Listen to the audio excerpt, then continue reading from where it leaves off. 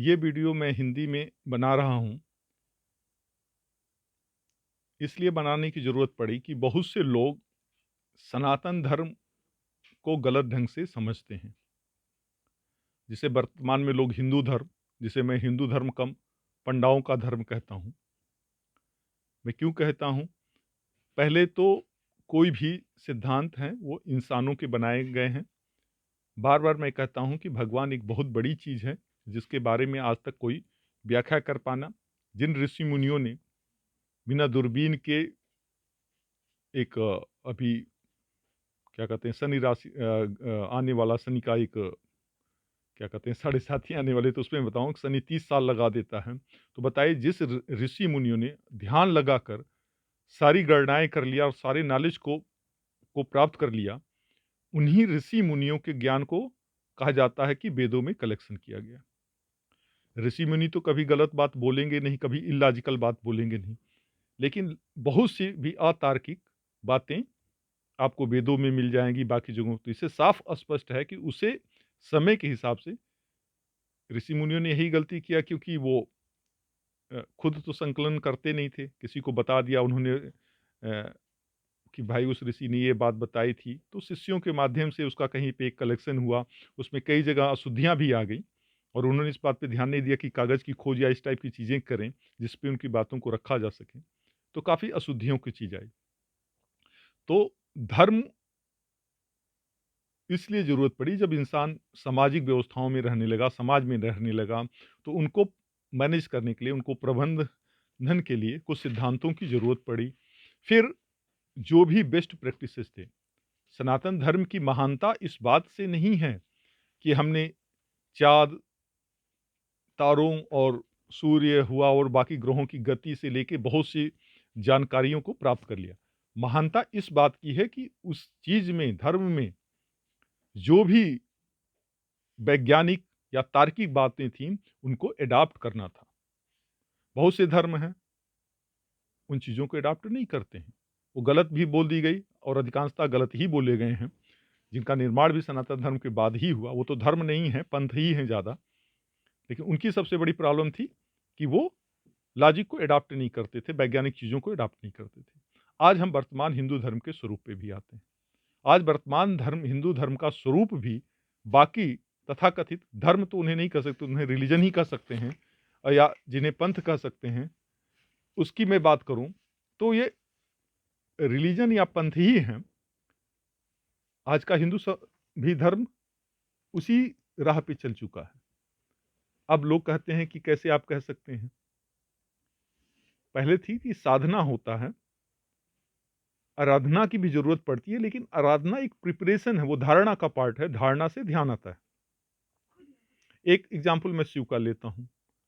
ऐसा माना गया कि कुंडलिनी शक्ति एक शक्ति होती है जो सर्पाकार रूप में होती है, जिसको एक्टिवेट करने के बाद ब्रेन में जाती है और ब्रेन को एक्टिवेट करके आपको दिव्य शक्तियाँ प्रदान ब्रेन के पास दिव्य शक्तियों को ज्ञान करने का क्षमता आपके अंदर डेवलप हो जाती है। किसी कलाकार ने उसको रिप्रेजेंट करने के लिए एक सर्प बनाया, शिव के गले में सर्प, तो लोग सर्प ही बना दिए। शिवलिंग मेल और फीमेल एनर्जी को एक रिप्रेजेंटेशन था, तो शिवलिंग की ही पूजा करने लग गए, उसी के लिए मरना शुरू कर दिए। बोला गया कि 10 महाविद्याएं थी किसी और पहले इसलिए भी बोला जाता है ताकि लोगों को याद भी रह सके, तो उसको एक स्वरूप में दिया गया, एक देवी का स्वरूप दिया गया और 10 हाथ दे दिए गए, तो दुर्गा दशम से दुर्गा बन गई, लोग उसकी पूजा करने लग गए और जो विद्याओं थी, जिन विद्याओं के बल पे आप वो दिव्य शक्तियाँ हासिल करते थे, वो दिव्य शक्तियाँ ही लोप हो गई, वो विलुप्त तो हो गई और हमारे पास सिर्फ पाखंड रह गया। मैं देखता हूँ कि कई नाम पे शिव पार्वती के नाम पे कई ऐसे धारावाहिक बने हुए हैं, पूरा शुद्ध पाखंड है।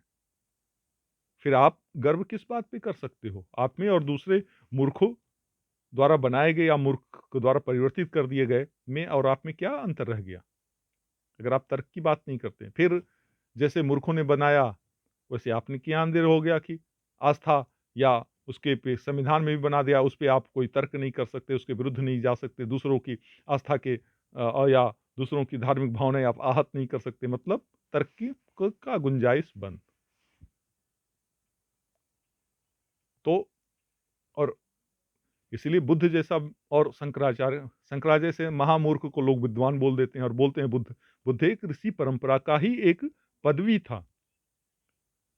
तो ऋषि कभी गलत चीज़ें नहीं बोलेगा, कभी वो क्यों बोलेगा? और दूसरी बात हमेशा याद रखिए, ये चीज़ उसने नहीं लिया। कुछ लोग कहते हैं रामायण, रामायण न तो राम ने लिखा, जो किंवदंतियाँ चलती थी उसी किंवदंतियों के हिसाब से कुछ लोगों ने इधर-उधर की कहानियाँ जोड़ा।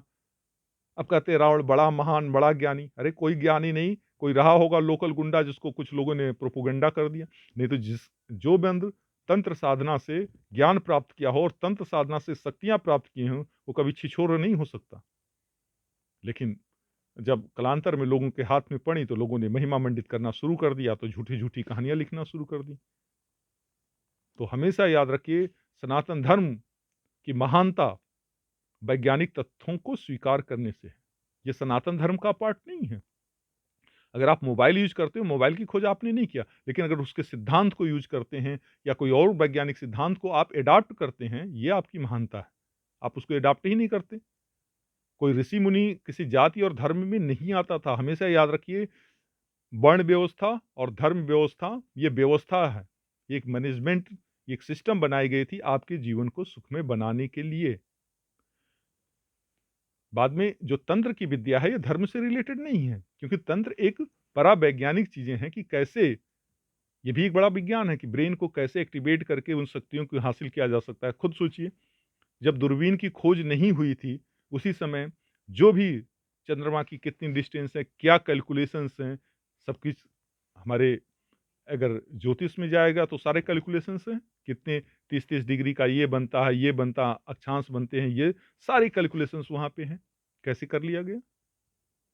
तो ये चीज़ मत कहो कि हमारे धर्म में ये चीज़ें थी, वो कैलकुलेशन सही था। नहीं, ये आपके धर्म का पार्ट नहीं था। आपके धर्म ने उसे एडॉप्ट किया। उसके अंदर तर्क को एडॉप्ट करने की क्षमता थी। अगर वही क्षमता नष्ट हो गई, उसी चीज़ पे आप नहीं गए, तो कोई महानता नहीं है। बाकी और आप में कोई अंतर नहीं रह जाता। हाँ, बस यही अंतर हो जाता है कि वो धर्म के नाम पे कुछ ज़्यादा ही उग्र हैं, कुछ ज़्यादा ही उदंड हैं, उदंडता ज़्यादा फैलाते हैं। और जब ये लोग कहते हैं मेरे धर्म का बनो, भाई धर्म एक्स हो, उसमें 5 लोग हों या 50 लोग हों या 5 करोड़ आ जाएँ, फ़ायदा किसको होगा? जो उस धर्म के नाम पे व्यापार करेगा। नहीं तो मुझे क्या फ़र्क पड़ता है कि हमारी बातों को माने, हमारी सभ्यताओं को माने या ना माने, अगर जब तक वो हमको गलत ढंग से नहीं प्रभावित करते हैं। लेकिन जिनकी दुकान धर्म के नाम पे चलती है, वही चाहते हैं कि मेरे धर्म के लोग जुड़ें, ताकि धर्म के नाम पे दूसरों लोगों को उल्लू बनाकर अपना काम करवाएँ। तो हमेशा याद रखिए, बहुत सी ऐसी थी, मैं वेदों की माता गायत्री बोली जाती है, क्योंकि गायत्री मंत्र का एक है, तो गायत्री में 6 छंद माना गया ओम को लेके। ओम भूर्भुवः स्वः तत्सवितुर्वरेण्यं भर्गो देवस्य धीमहि धियो यो नः प्रचोदयात्। ऐसे 6 छंद हुए थे, एक रिप्रेजेंटेशन हुआ। ये उसी प्रकार की मूर्खता है जैसे देश के नाम पे होती है। झंडा किस लिए बना था? झंडा बना था कि पिक्टोरियल रिप्रेजेंटेटिव, कहीं पे आप भारत लिखोगे, हिंदी में लिखोगे, इंग्लिश में लिखोगे, किसी जहाज पे मैं बात कर रहा हूँ या किसी साम्राज्य में, तो ये बड़ा आइडेंटिफिकेशन बड़ा डिफिकल्ट हो जाता कि सबको लैंग्वेज तो आती नहीं। तो एक कलर कॉम्बिनेशन दिया गया कि आप इजीली आइडेंटिफाई कर दोगे, यार ये कॉम्बिनेशन तो रिप्रेजेंट भारत, ये कॉम्बिनेशन तो ये आयरलैंड को रिप्रेजेंट करता है। बाद में झंडे के नाम पे, अरे झंडे की तरफ से पैर कर दिया तो देश का अपमान होंगे। अरे भाई, देश तो एक लॉजिकल बाउंड्री है, उसका क्या मान और सम्मान? ये तो मान और सम्मान आपके अहंकार का होता है, देश का नहीं। तो वो जो पाखंड जोड़ा गया झंडे के नाम पे, वही पाखंड बाकी चीज़ों में जोड़ा गया। शिवलिंग एक रिप्रेजेंटेशन था, मेल फीमेल वो अमरनाथ में एक बर्फ का वो बन गया, मूर्खों ने उसको शिवलिंग बना दिया। अरे शिव के सिद्धांत को फॉलो करो। शिव का क्या सिद्धांत था? वो सिद्धांत बचे भी नहीं है कि तंत्र की वो विद्याएँ ढूँढते हुए नहीं मिलेंगी कि वो तंत्र की विद्याएँ क्या हैं? तो दिक्कत क्या है? विद्याएँ तो आपने नष्ट कर दिया। पाखंड पे पाखंड फैलाए चले जाओगे आप। आज जो हिंदू धर्म का वर्तमान, जिसको आप सनातन धर्म कहते हो, ये कोई सनातन धर्म नहीं। मैंने नाम पंडा धर्म दिया। पंडा जिस प्रकार काशी के पंडा आपको लूटने के लिए तैयार होते हैं, उसी तरह से एक लुटेरा निसंदेह वर्तमान हिंदू धर्म बाकी धर्मों से कहीं ज़्यादा महान है। लेकिन इतना महान होने के बाद भी इस समय वो ग्राह्य नहीं है। बाकी तो वर्स्ट हैं, मैं ऐसे नहीं कहता बड़े अच्छे हैं। सारी स्टुपिडिटी है। प्रकृति का सिद्धांत नहीं समझ पाया। आज विश्व की सबसे बड़ी 2 समस्याएँ मैंने जब अपना एनजीओ बनाया था, एक तो प्रिंसिपल ऑफ नेचुरल इक्विलिब्रियम, प्राकृतिक संतुलन का सिद्धांत। हर जीव जंतु वनस्पतियों की एक मिनिमम सीमा होनी चाहिए, एक मिनिमम संख्या होनी चाहिए, अन्यथा ये संतुलन बिगड़ जाएगा और बुरी तरीके से मारे जाओगे। बीमारियां मारेंगी और भी चीजें आपको परेशान कर देंगी। दूसरी चीज, पूरा विश्व जहरीला होता चला जा रहा है केमिकल्स के नाम पे। आप एक केमिकल्स जो एटम बम से भी ज्यादा खतरनाक, वो होती चली जा रही है। पृथ्वी गरीब होती चली जा रही है, आप जनसंख्या पे कंट्रोल नहीं कर पा रहे हैं। तो संघर्ष होगा, युद्ध होगा।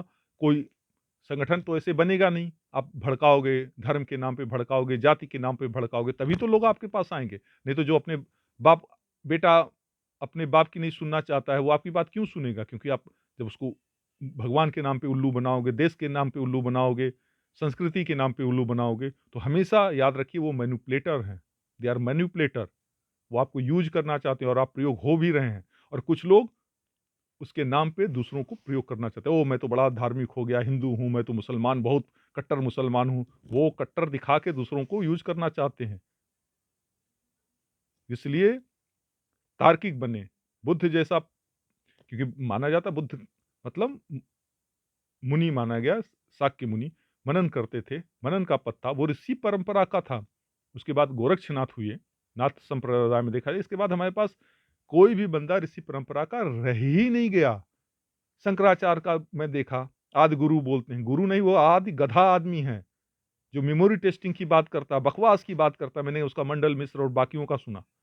देखिए, मैं अपने बेटे बेटी या किसी अपने घर के व्यक्ति का पक्ष नहीं ले सकता अगर वो तार्किक ना हो। अगर मैं कह रहा हूं वो महामूर्ख है, समाज को विध्वंस किया, बर्बाद किया, तो आप उसको एक्सेप्ट कीजिए। बुद्ध ने क्यों बोला? आप जाके बुद्ध का देखिए, बुद्ध और संजय का संवाद देखिए, कितना चीजें था कि प्रैक्टिस से किसी परंपरा को बांध के मत रखिए। और हमेशा याद रखिए कि कोई चीज बनी है तो इंसानों ने बनाई है। समय के हिसाब से परिस्थितियां चेंज होती हैं, उस चेंजों को बदलना सीखिए। एडाप्टेबिलिटी नहीं है, लॉजिकल चीजों को एक्सेप्ट करने की नहीं है। वो चीजें सड़ जाती हैं। जैसे किसी जगह पे पानी एक तालाब में पड़ा पड़ा, अगर उसमें बहाव ना हो तो वो सड़ जाता है, दुर्गंध फैलाता है। तो ये हालत धर्म की हो गई है, संस्कृतियों की हो गई है। पकड़ के बैठे हुए हैं, उसके नाम पे केवल पाखंड करते हैं। देखिए, लोग पाखंड करें या मरे या धंसे, हमें कोई बेनिफिट नहीं होगा। लेकिन जब लोगों को मूर्खताओं को देखता हूं तो कभी कभी आता है कि चलो भाई कुछ ज्ञान की बातें कर दें। हमारा वीडियो देखने के लिए धन्यवाद। बट हमारा मूल उद्देश्य किसी की भावना को आहत नहीं करना। मेन चीज है आपको एक झकझोरना है, ताकि आप सत्य के मार्ग पे चलें। और अच्छे बनने के लिए आपको धर्म या बाकी सिद्धांतों की क्या जरूरत, आप इससे भी अच्छे हो सकते हैं। कि धर्म कहेगा तभी आप करोगे, या तो बाकी आप लोग खुद भी बहुत बुद्धिमान हैं। जो ज़्यादा बुद्धिमान है भाई, उनके लिए तो ये नहीं है। जो कम बुद्धिमान है और सीखना चाहते हैं, ये वीडियो उनके लिए है। हमारा वीडियो देखने के लिए धन्यवाद।